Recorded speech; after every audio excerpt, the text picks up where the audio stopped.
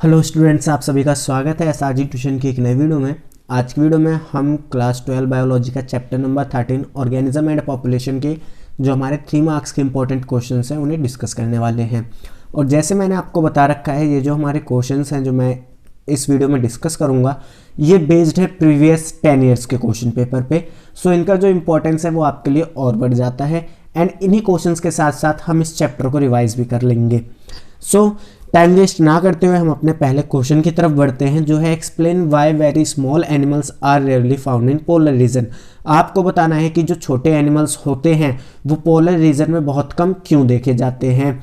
या फिर इस क्वेश्चन को आपको पलट के भी पूछ सकता है कि आपसे कहेगा thermo regulation is energetically expensive for small organism, comment. तो आपको यहाँ पे भी यही आंसर लिखना है जिसे हम डिस्कस करेंगे। देखिए क्या होता है, जो हीट लॉस होती है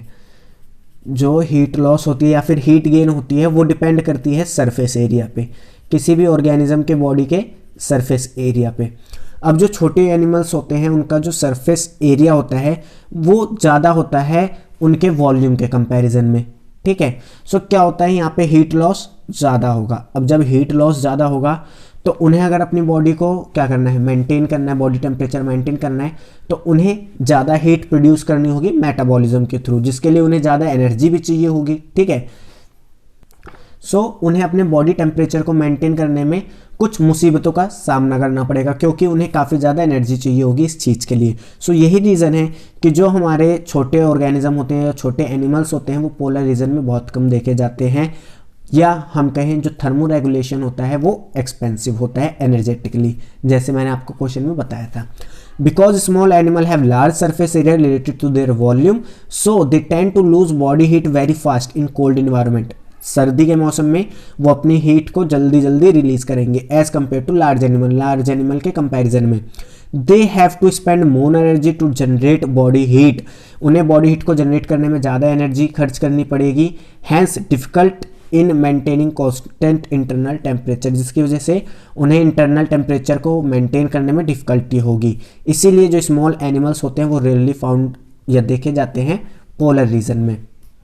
एंड कई बार यहाँ से ये भी क्वेश्चन पूछता है कि जो ऑर्गेनिज्म होते हैं उनके कान छोटे क्यों होते हैं या हाथ छोटे क्यों होते हैं कुछ ऑर्गेनिज्म के जो पहाड़ी एरिया में रहते हैं।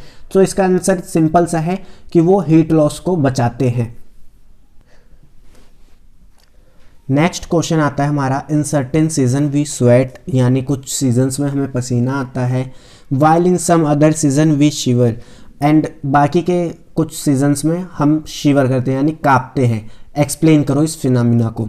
सो देखिए, जो स्वेटिंग है यानी जो पसीना आना और जो शिवरिंग है यानी जो कांपना है वो दोनों ही मेथड है होम्योस्टैसिस के। होम्योस्टैसिस क्या होता है कि जो भी हमारा इंटरनल टेम्परेचर है उसे मेंटेन करके रखना, क्या कहलाता है, होम्योस्टैसिस, ठीक है। सो समर में क्या होता है यानी गर्मियों में क्या होता है, जब एक्सटर्नल टेम्परेचर बढ़ता है, when external temperature rise we begin to sweat, हमें पसीना आने लगता है। और जैसे जैसे स्वेट एवोपरेट होता है यानी भाप बन के उड़ने लगता है, जो हमारी बॉडी है वो थोड़ा ठंडी होने लगती है और जो बॉडी टेम्परेचर है वो मेंटेन रहता है। नेक्स्ट आता है, जब अगर हम बात करें विंटर की, तो विंटर में क्या होता है, एक्सटर्नल टेम्परेचर लो हो जाता है यानी कम हो जाता है हमारी बॉडी के कंपैरिजन में। सो इस टाइम पे जो हमारी बॉडी है वो शिवरिंग यानी कांपना स्टार्ट कर देती है। शिवरिंग क्या है, it is an exercise that raise body temperature, ये एक तरीके की एक्सरसाइज है या हम कहें एक तरीके का वर्क है। अब जैसे हमें पता है जब हम कोई काम करते हैं तो उस टाइम पे हीट रिलीज होती है, तो जब हमारी बॉडी शिविर करना स्टार्ट करती है तो उस टाइम पे हीट जनरेट होती है। जैसे आप अपने दोनों हाथ को रगड़ते हैं तो उसमें थोड़ी देर बाद देखिए दोनों हाथ गर्म होने लगते हैं। ऐसा क्यों होता है, क्योंकि जब हम कोई काम करते हैं तो हीट जनरेट होती है। सो यहाँ पे क्या होता है, शिवरिंग की वजह से हीट जनरेट होती है और जो हमारा बॉडी का टेम्परेचर है वो कॉन्स्टेंटली मेंटेन रहता है। सो शिवरिंग एंड स्वेटिंग दोनों ही हमारे क्या है, होम्योस्टैसिस के मेथड है। नेक्स्ट हमारा क्वेश्चन आता है, many fresh water animals can not survive in marine environment, explain. बहुत से ऐसे फ्रेश वाटर के एनिमल होते हैं जो मरीन इन्वायरमेंट यानी खारे पानी में जिंदा नहीं रह पाते, इस चीज़ को एक्सप्लेन करिए। तो देखिए क्या होता है, फ्रेश वाटर में जो सॉल्ट की कंसंट्रेशन है वो कम होती है यानी वहाँ पे सैलिनिटी क्या होती है, कम होती है। वहीं अगर हम बात करें किसकी, मरीन वाटर की या हम कहें समुद्री पानी की या खारे पानी की, तो उसमें सॉल्ट की कंसंट्रेशन क्या होती है, ज़्यादा होती है। Concentration of salt in fresh water is very less than that of marine water. ठीक है, सो अब अगर हम किसी फ्रेश वाटर एनिमल को मरीन इन्वायरमेंट में भेजते हैं तो उसे ऑस्मो रेगुलेशन करने में दिक्कत होगी, यानी उसका जो सॉल्ट का कंसंट्रेशन है बॉडी के अंदर एंड एक्सटर्नल इन्वायरमेंट में, उसे बैलेंस करने में दिक्कत होगी। क्यों? क्योंकि उसे तो लो सॉलिनिटी या लो सैलिनिटी की आदत पड़ी है, लेकिन जब आप उसे हाई सैलिनिटी में ले जाओगे तो उसका वो ऑस्मो रेगुलेशन का मेथड काम नहीं आएगा। क्यों? क्योंकि वो लो सैलिनिटी के लिए था। ठीक है, सो इसी वजह से क्या होता है, जो फ्रेश वाटर के एनिमल्स होते हैं वो सर्वाइव नहीं कर पाते मैरीन वाटर में। Concentration of salt in fresh water is very less than that of marine water. If a freshwater animal is placed in marine environment, then it would unable to survive due to osmoregulation problem. Next हमारा question आता है, list the 3 symptoms of high altitude sickness and 3 adaptation to overcome it. आपको altitude sickness, high altitude sickness के 3 symptom बताने हैं और 3 adaptation बतानी है, इससे कैसे ओवरकम करा जाता है। सो देखिए, एल्टीट्यूड सिकनेस होता क्या है, जब आप बहुत ही ऊंचाई वाले क्षेत्र पे जाते हैं सो आपको वहाँ पे सांस लेने में दिक्कत होती है, उस चीज़ को हम बोलते हैं हाई एल्टीट्यूड सिकनेस। इसके सिम्टम्स क्या है, nausea, fatigue and heart palpitation. अब आती है बात कि इसमें क्या एडेप्टेशन होती है ताकि हम इस हाई एल्टीट्यूड सिकनेस से बच सकें या उसे ओवरकम कर सकें। तो देखिए, जब हम ऊंचाई पे जाते हैं तो हमें क्या होता है, हाई एल्टीट्यूड सिकनेस हो जाता है जब हम पहली बार जाते हैं। ठीक है, लेकिन जब हम वहाँ पे 2-3 दिन रहते हैं, रेस्ट करते हैं, सो वो चीज़ें धीरे धीरे कम होने लगती है। ऐसा होता क्यों है, इसमें बेसिकली चीज़ें आती हैं एडेप्टेशन से रिलेटेड, जिसे हम कहते हैं फिजियोलॉजिकल एडेप्टेशन। इसमें क्या होता है, जो बॉडी है वो आरबीसीज का प्रोडक्शन यानी रेड ब्लड सेल का प्रोडक्शन बढ़ा देती है। आरबीसीज का प्रोडक्शन बढ़ा है तो जो बाइंडिंग कैपेसिटी है हीमोग्लोबिन की ऑक्सीजन के साथ वो कम हो जाती है। मीन्स बॉडी क्या करती है, जो भी हीमोग्लोबिन एंड ऑक्सीजन की बाइंडिंग कैपेसिटी है उसे कम कर देती है, उसमें डिक्रीज कर देती है।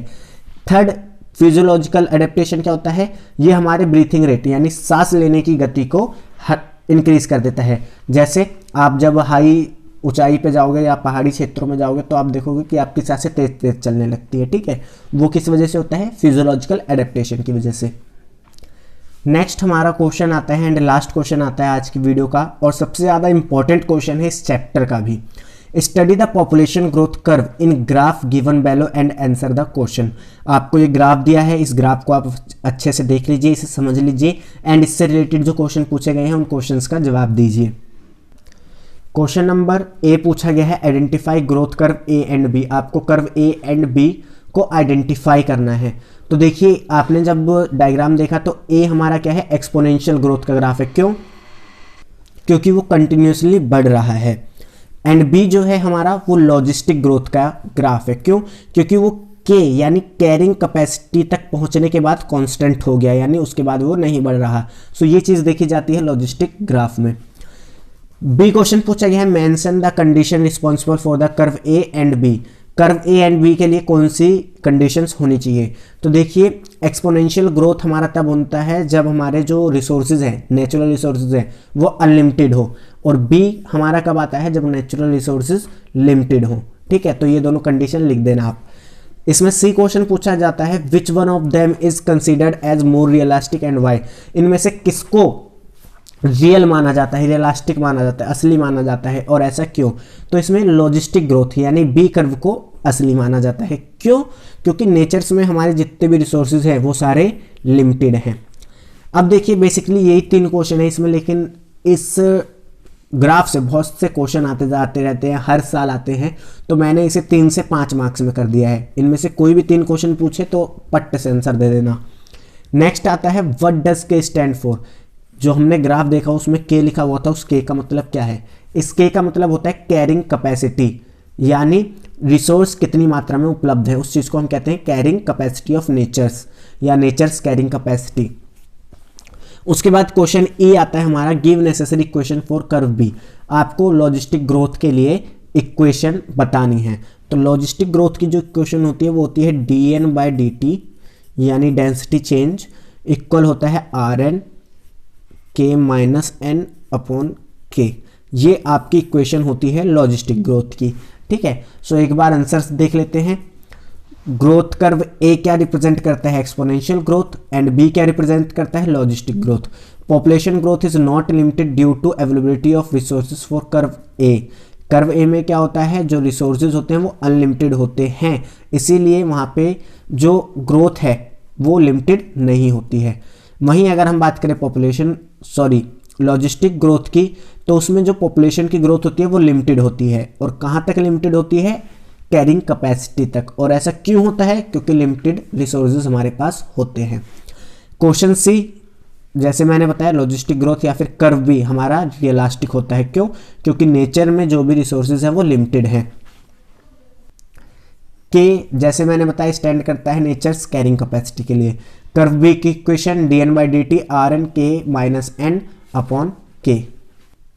सो आज की वीडियो में इतना ही। आई होप ये वीडियो आपको अच्छी लगी होगी एंड जो 3 मार्क्स से इंपॉर्टेंट क्वेश्चन है आपको समझ आए होंगे एंड आपको यूजफुल लगे होंगे। अगर आपको जो यूजफुल लगे तो प्लीज़ इस वीडियो को लाइक करना, शेयर करना अपने दोस्तों के साथ, ताकि उनके भी अच्छे मार्क्स आएँ। एंड अगर आप हमारे चैनल पर नए हैं तो प्लीज़ इस चैनल को सब्सक्राइब करना। मिलते हैं नेक्स्ट वीडियो में, तब तक के लिए थैंक्स फॉर वॉचिंग।